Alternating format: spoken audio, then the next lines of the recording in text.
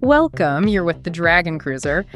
And right now, we're actually driving, exploring through this, well, truly incredible landscape here in Motuo, Tibet. Something else, isn't it? Yeah, it really is. It's the lower part of Tibet, down south.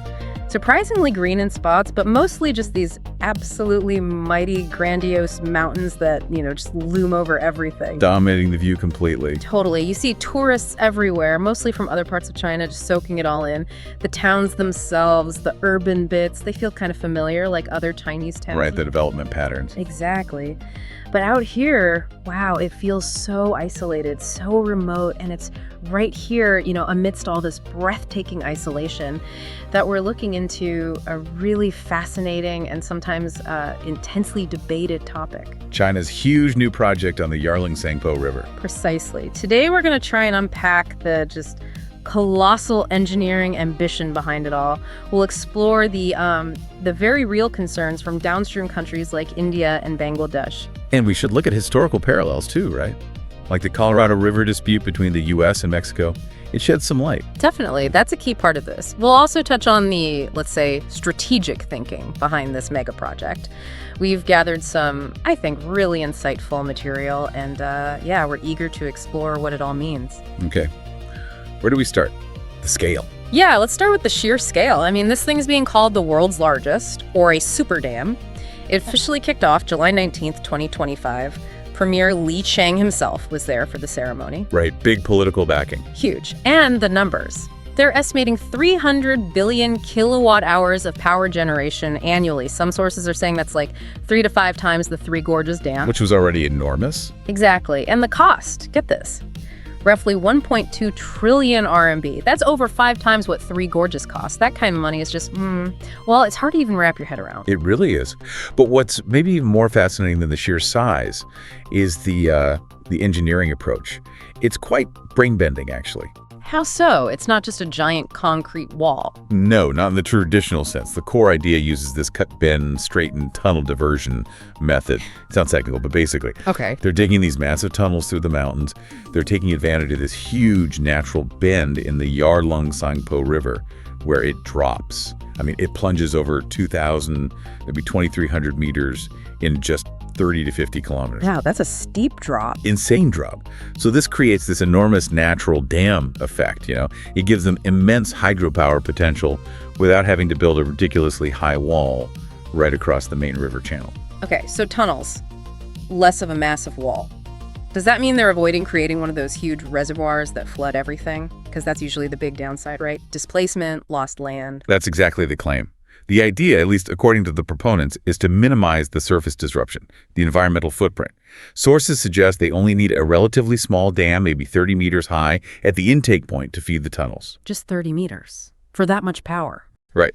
The water then flows through these tunnels, powers 5 different cascade power stations along the way. And this is a key point they make. 30% of the water is intentionally left in the original riverbed. To maintain the downstream ecology, they say. That's the stated reason, yes. So this method, they argue, gets maximum power generation with what they call a minimal environmental footprint. Plus, it's supposedly more stable in this earthquake-prone region. Minimal environmental footprint. I have to push back on that a bit. I mean, 30% left sounds like... Well, it sounds like a number.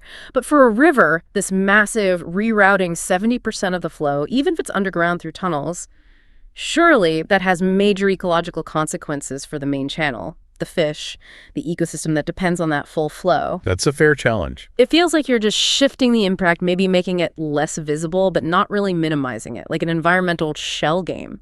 Well, I think the key question becomes, are we talking about the absolute impact or the relative impact compared to, say, building a traditional Three Gorges style dam right there? Okay, relative impact. Go on. The engineers argue this tunnel system avoids those enormous inundation zones, the need to relocate millions of people, the vast surface changes that come with conventional large dams.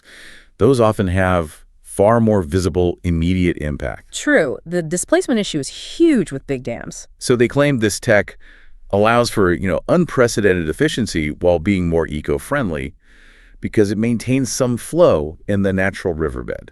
It's definitely an innovative approach, challenges the old way of doing things. But yeah, the definition of minimal impact is certainly up for debate. Right. The engineering is impressive, no doubt. But a project this big, it just inevitably stirs up huge concerns, especially for the people, the millions, living downstream. And that's where it gets really contentious. Yeah, exactly, because the Yarlung Tsangpo, once it leaves China, it becomes the Brahmaputra River. And that river is a lifeline irrigation, drinking water for tens of millions in India and Bangladesh. And both those countries have voiced high concern. That's the diplomatic term being used. High concern. Understatement, maybe. Perhaps. Their worry is pretty straightforward, that this upstream project could mess with the water distribution, the flow rates downstream. And that could severely hit their agriculture, fisheries, even mess up existing flood control. Makes sense. India's foreign ministry has explicitly urged Beijing to, quote, ensure downstream countries' interests are not harmed. They're stressing the need for transparency, for consultation. Which hasn't always been forthcoming in past projects, has it? Often been a point of friction, yes. And then you get into this really alarming narrative, the water weapon fear. You hear this a lot, especially in Indian media. Experts, officials warning this dam could give China the power to basically control or divert the river flow, turn off the tap, essentially. Giving them potential leverage over India's economy. Exactly. There are these really stark fears about China weaponizing the river to, quote, choke India's throat. Or even, a sudden release of water during flood season, potentially destroying the entire Xiang zone in India. That's terrifying stuff. It is. And it taps into deep anxieties. But it's also important to bring in the counter-arguments here, the other perspectives on this water weapon idea. Okay, what are they saying? Well, some Indian officials, actually, and research bodies like the Observer Research Foundation, they suggest that the Brahmaputra's main water volume, especially once it's in India, comes from its many tributaries inside India and Bhutan, not primarily from the upstream flow from China. So the Chinese portion is smaller than people think? They argue the Yarlung Tsangpo flow from China makes up a relatively low percentage of the total annual flow of the Brahmaputra once it reaches India, maybe as little as 6.3%, according to some studies. 6%? That sounds surprisingly low. It does challenge the chokehold narrative somewhat, and Chinese officials, for their part, consistently state the project is designed responsibly, it won't harm downstream countries, and might even help with disaster prevention and climate change by regulating seasonal flows, reducing flood peaks, increasing dry season flow. Okay, maybe the percentage is lower than the rhetoric suggests, but the control aspect, that's still the crux of it, isn't it? Even if it's only 6% annually. The sheer capacity to manipulate that flow, especially at critical times, that gives an upstream nation immense power. The perception of control is absolutely key in geopolitics. It's not just about annual averages. It's about a drought year or a flood crisis. It's about the ability to cause panic or economic disruption deliberately or even accidentally. Given the tensions between the countries, that feels like a very, very real concern. Can China really guarantee they wouldn't use that lever? You're right, that perceived control fuels mistrust, regardless of the engineering details. However, the Chinese sources we've seen are explicit about one thing. They claim this specific design, the tunnel-based, run-of-the-river system. Meaning minimal water storage? Exactly. They claim it fundamentally lacks the large reservoir capacity needed to weaponize water by suddenly holding back or releasing massive floods. It's built for continuous power generation, not for storing vast amounts of water for strategic release. So they're saying the engineering itself prevents it from being a weapon. That's their argument. Yeah. So the core of the debate really becomes, is the downstream fear based on the actual engineering reality of this specific, quite novel project design?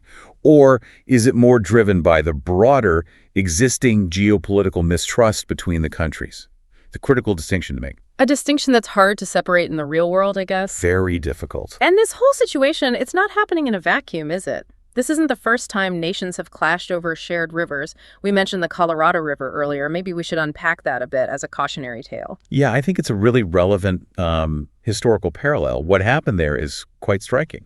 So the U.S. is the upstream nation. Right. And back in the 20th century, the U.S. built these massive dams. Think Hoover Dam, completed in 1936, creating Lake Mead, and the All-American Canal, finished in 1942. Huge infrastructure projects. Huge. And they fundamentally altered the river. They significantly reduced the amount of water that actually reached Mexico downstream, diverting vast quantities for agriculture in California and Arizona, and for cities like Los Angeles and Las Vegas. And the impact on Mexico. Devastating, particularly for the Colorado River Delta. This once vibrant ecosystem where the river met the Gulf of California, it essentially dried up. Gone. Largely gone. Communities that depended on it lost wetlands, wildlife disappeared, agricultural lands became saline or unusable. There was that Guardian piece describing kids in a Mexican town splashing in muddy puddles where this mighty river used to flow. Wow. While just upstream in the U.S. Yeah, just 30 miles north in Yuma, Arizona, the article noted kids fishing and swimming in clear water diverted from the same river. The contrast is stark. It's a clear case of, well, what some call environmental injustice. That image, kids in puddles versus kids swimming, that really hits home. It shows the human cost when these upstream decisions are made without considering the downstream consequences. It makes you pause, doesn't it? It really does. And there was a treaty, the 1944 Water Treaty between the U.S. and Mexico. It allocated specific amounts of water to Mexico. Oh, there's always a but. But it allowed for massive U.S. diversions first, and crucially, it didn't allocate any water for the river itself to maintain its ecological health as it flowed into Mexico. So the channel remained mostly dry for decades. Affecting indigenous communities too, right? Absolutely. Groups like the Kukapa, their name literally means river people. They saw their way of life, their culture, deeply damaged by the loss of the river. It shows how even legal agreements, even treaties, can fail to protect ecosystems or cultural needs when upstream power dynamics are just too strong. So if even treaties can fall short like that, what real recourse do downstream nations like India or Bangladesh have when faced with a project on the scale of the Yarlung Tsangpo? Are there better models, or is the Colorado situation just the inevitable result of power imbalance? That's the million-dollar question, isn't it? Truly equitable, cooperative, cross-border water management is, unfortunately, quite rare. It often only happens after long, difficult negotiations, or when both sides suddenly realize they share a vulnerability, like extreme drought affecting everyone. The Colorado case was so stark because the power imbalance was so pronounced for so long. Yeah. Traveling through China, like we are now on this journey, you can't help but be struck by the development. The high-speed rail's incredible. You see these gleaming new cities, the push for tech everywhere, the economic energy in places.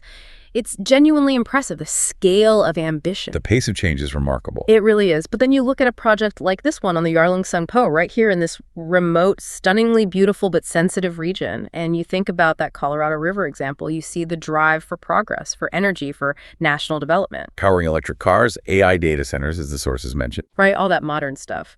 But then you hear about the potential downstream impacts. A river may be drying up, ecosystems collapsing, and you wonder, how do those two realities coexist? Who really benefits in the long run?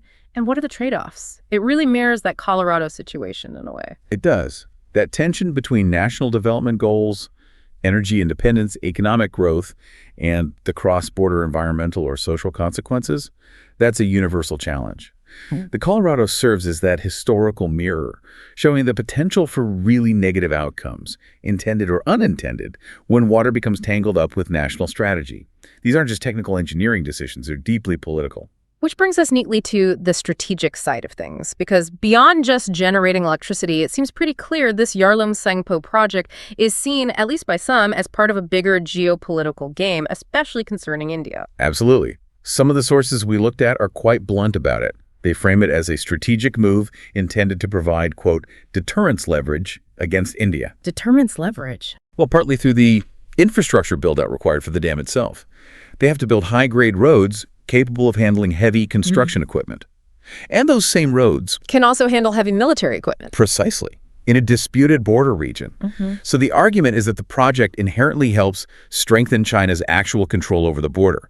Some sources even suggest it could help, quote, completely quash India's illegal territorial claims in the area. It's about projecting power, solidifying China's presence and claims on the ground. So let's be honest then. It's not just about green energy, is it? That feels like, well, maybe a convenient cover story.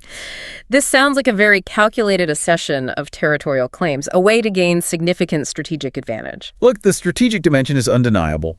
The language about deterrence leverage and strengthening control is right there in some analyses. Yeah. But it's also true that the Chinese sources emphasize multiple interconnected goals. They don't just talk about strategy. They highlight major benefits for Tibet itself, projections of huge increases in fiscal revenue, like 200 billion RMB annually, hundreds of thousands of jobs, transforming this historically isolated region into a green electricity hub. Okay, economic development for Tibet is a stated goal. Yes. And they also link it to solving national economic issues, like absorbing overcapacity in industries like steel and cement by creating huge demand for them. Yeah. And of course, boosting China's overall clean energy transition, powering the shift to EVs, feeding the enormous energy appetite of data centers needed for AI development. So it's presented as this multi-win situation. Good for Tibet, good for the national economy, good for clean energy, and strategically useful. Exactly. It's framed as a complex, multifaceted strategy. Geopolitical leverage is certainly a component, maybe a significant one, but according to their narrative, it's not the sole driver. But come on, building high-capacity roads and infrastructure right up against a disputed border, enabling the rapid movement of heavy gear. That's not just an accidental byproduct of building a power plant, is it? That's a direct, practical enhancement of military capability in a contested zone. That feels like a major power play, not just some bonus side effect. It's classic dual-use infrastructure, you're right. Many large national projects, especially in strategically sensitive border areas, inherently have this dual-use potential. Huh. Roads for dams are also roads for tanks. Right. The Chinese government officially maintains the primary goals are energy, economic development for Tibet, and environmental sustainability.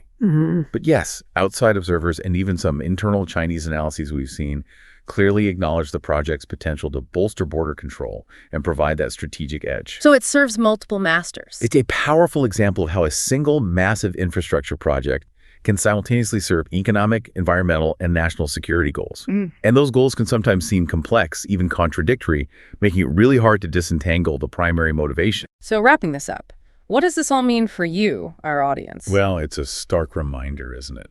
Water. We think of it as just basic, essential for life, but it's also clearly a powerful geopolitical tool. It's a driver of huge national ambition. And the decisions made way up here, high in the Himalayas, can have ripple effects impacting millions of people downstream, shaping economies, fueling international tensions. Yeah, we've touched on the incredible engineering, the strategic chess game, the very real human and environmental worries. What's really fascinating, I think, is seeing how these enormous projects embody such a complex mix of national goals, energy independence, sure, but also regional development, national pride, and yes, definitely security. A potent mix. Absolutely. So as we finish our time here exploring Mutuo, and honestly, it's a place that really makes you feel dwarfed both by the sheer scale of nature and by the scale of human ambition, we'd love to know what stands out to you. What do you think about this project? Do the potential benefits outweigh the risks and the downstream concerns? How do you think nations should balance their own development needs with their responsibilities to neighbors when it comes to shared resources like rivers? Great question. Let us know your thoughts in the comments below. And hey, if you found this discussion interesting, please do give it a like, subscribe to the DragonCruiser for more explorations like this, and maybe share it with someone else who enjoys digging into the big, complex issues shaping our world. Until next time. Until next time, stay curious.